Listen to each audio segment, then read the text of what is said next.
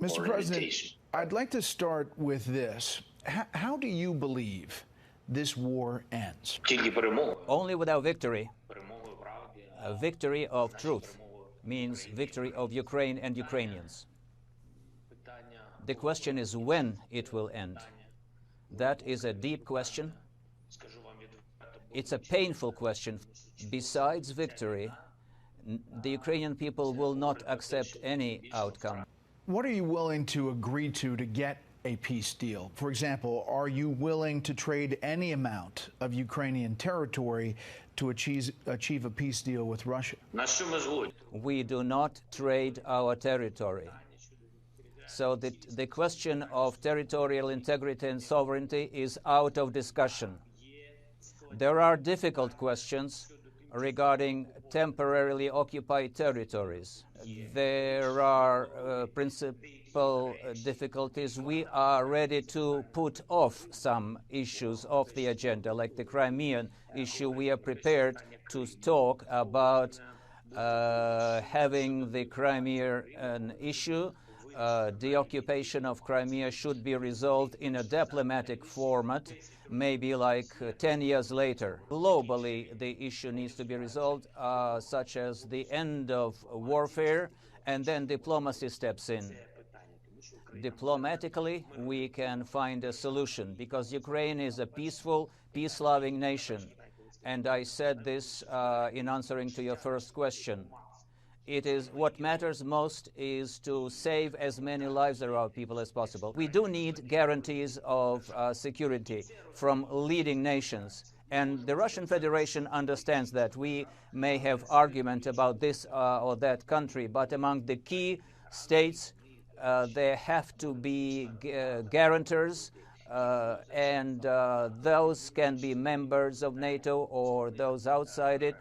And we are talking about key players, consider key players of the world. But once again, I'm saying that we want those countries that want it join this openly. In addition to the US, Great Britain, Germany, France, Turkey. Why I named this list? This is not all of them. We would like to have China join it. We understand that Russia needs to find a place in that agreement as well, because it will be an agreement between Ukraine and Russia, so that because they are a party to this war, they are a subject of this invasion, and they need to be bound by that treaty. And I know that several different countries want to be a member of this alliance. Among the security guarantors for Ukraine, I know Israel and Ireland, etc. But for now, I only named those countries which have already said that they are prepared to be guarantors, or those who we contacted and already exchanged some early drafts of the documents about them being guaranteed. So short of NATO, short of Article 5 protection, you're saying a group of nations provide security guarantees. Has President Biden offered the U.S. as one of those countries? We talked with President Biden. We talked with him quite often enough. We had a conversation yesterday. We are saying that Ukraine would like to see among the leaders of those guarantors those who are joining this important peace settlement process. We would like to see the United States led by the President among those leaders. And on our part, we received a message that the United States are considering this proposition. They're considering it in a positive way. We want to see specific guarantees. What will be our future if we now make an agreement with Russia, but 2 years later they come back with another war? What will happen, not in the next 3 weeks or a week, but or a year? We want to know what will happen within the first hours of a new war. If American intelligence says that there may be an invasion starting in January, then what? Will there be prevention sanctions? Will there be pressure on those individuals who push for escalation? What will be further steps regarding weapons, regarding troops? There are many questions. And we would like to have answers, even if not much, but some specific answers. Mr. President, what do you think Vladimir Putin wants? Vladimir Putin wants the world and Western countries what they give to him. Then appetites usually grow. I think the president of the Russian Federation is not an exception if you look in the historical time. And many people have such appetites grow. The more you give them, the more their appetite grows in terms of territories. So those appetites keep growing. And then your surrounding keeps saying, believe me, now is the time to take this step. That surrounding usually creates some kind of information bubble around the leader. Now you live in that information environment that they created for you. When you begin to live in such a world, then you get such information, and then you try to undertake certain solutions which are terrible. Not civilized, not democratic, but some kind of authoritarian. That's how they took our Crimea, they took away our Donbas, and now they want to take more of our territory. We will not let them, because one can't do things like that. Someone has to stop it. If not us, then there'll be others after us. Europe, countries of Europe, the European Union, the former Soviet republics, and then, of course, Poland, Romania, and so on. Those are big plans. So that's what he wants. And he will get it unless he is stopped. They talk about the ambition to bring back the former Soviet countries back into the Russian Federation, saying that their territory is much bigger than what they have, and it goes way outside of today's borders of the Russian Federation. So what he wants is his personal business. The question is about us, what we can allow him to get. Our military experts believe that you want to build on recent successful Ukrainian counterattacks by expanding to kind of a counteroffensive phase. And that's why you're requesting all these advanced weapons like long and mid-range air defense, combat aircraft, tanks, armored vehicles, counter-battery, radar, etc. Our people also believe that the Biden administration is resisting this in some way. Is that true? Are they resisting that effort? Regarding heavy weapons, everything's very simple. If the world is ready to tell the truth to their people, if we don't have heavy weapons, how can we defend ourselves? How can we fight against one of the strongest armies in the world? Our military, our people, soldiers are stronger than the Russian Federation. But they have a lot more weapons, so these forces are not equal. And they will say, excuse me, you now have enough of what you were given, and we cannot go and die for your territory. These are serious challenges. Powerful weapons are needed to Ukrainians. Heavy weapons will give us an opportunity to talk with them at the negotiation table. Do you believe that President Biden wants Ukraine to win, or that President Biden and his administration fear Putin's reaction if Russia loses? I have faith that President Biden, like any true American citizen, believes and wants the truth to win. And the truth is on the side of Ukraine.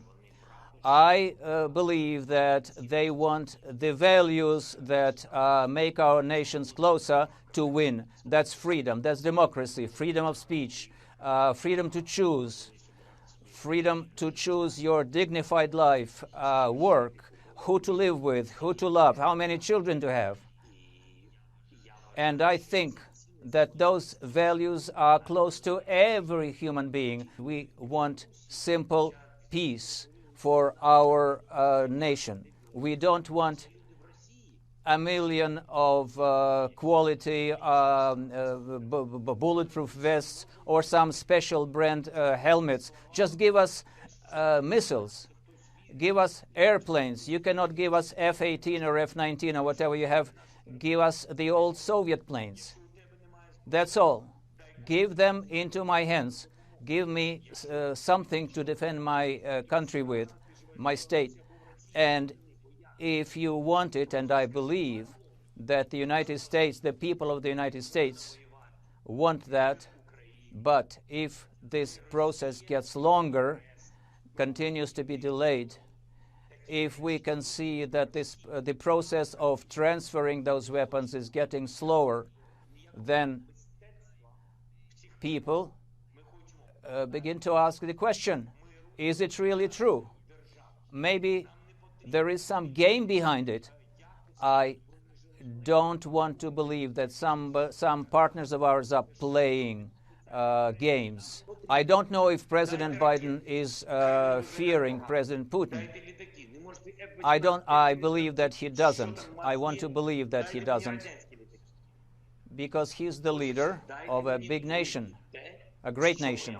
I'm holding my fist. That's our tradition. I don't know if you understand this this standard. I hold my fists or cross my fingers so that this will never happen, that any president of the United States would fear Russia, because America for us was always a symbol of democracy, and I have faith that Ukraine is also now, for Ukraine, you're also a symbol of freedom. Mr. President, did you order the attack into Russian soil, the Ukrainian helicopter attack on a Russian military depot across from Kharkiv, across the border in Russia? I'm sorry. I do not discuss any of my orders as Commander-in-Chief, the leader of this state, and there are things which I only share with the military armed forces of Ukraine and when they talk with me. You need to understand that on that territory that you mentioned, you have to know they were placing their shooting systems and firing those missiles themselves. And I know in some regions, this path to Mariupol, we had made a deal with the Russian Federation to open that corridor.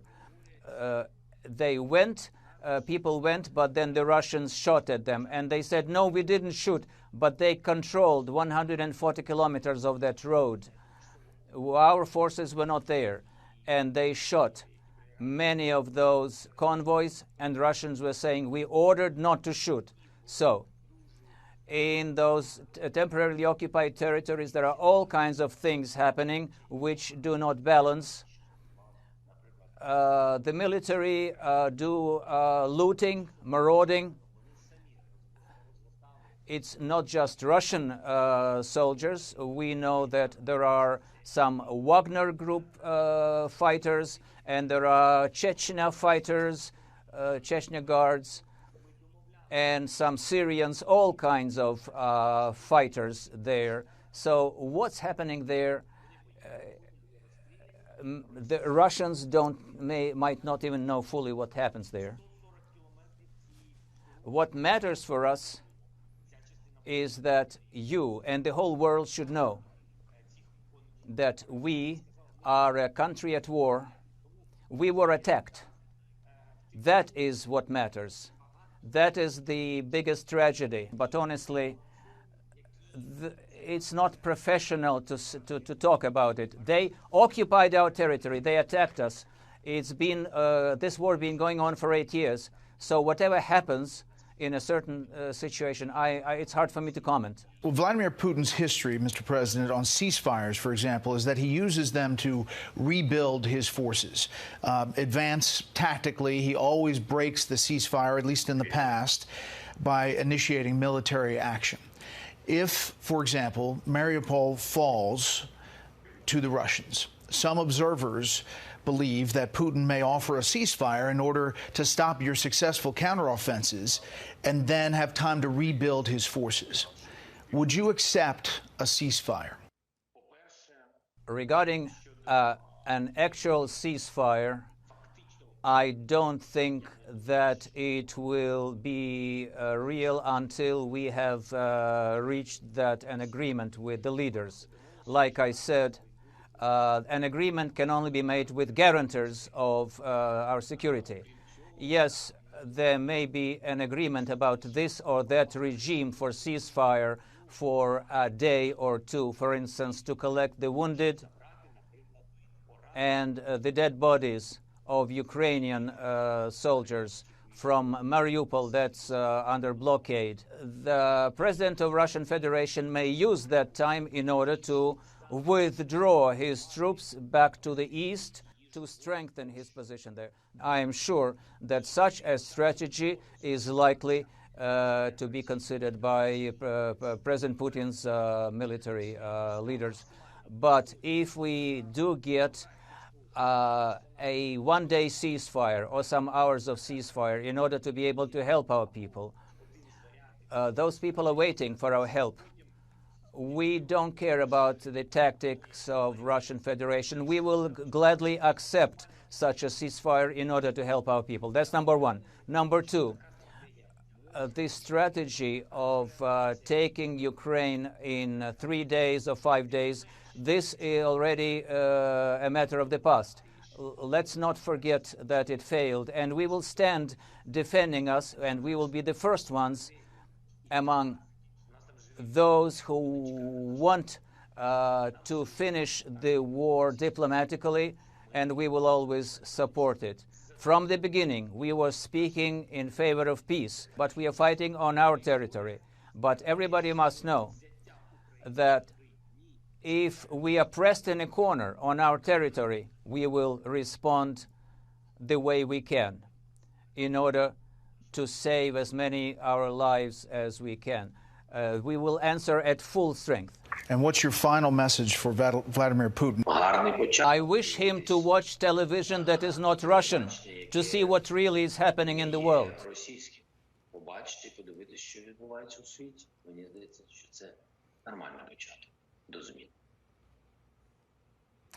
Mr. President, we appreciate your time on behalf of Special Report and Fox News. Thank you so much. It was a great honor. All the best. Good luck for all Americans. Thank you. Thank you. Hi, everyone. I'm Brian Kilmeade. I want you to do me a favor. I want you to click to subscribe to the Fox News YouTube page. This is the only way that I know for sure that you're not going to miss any great commentary, any great news bites, any great interviews coming your way on Fox. You can get it all here on YouTube. So subscribe right now.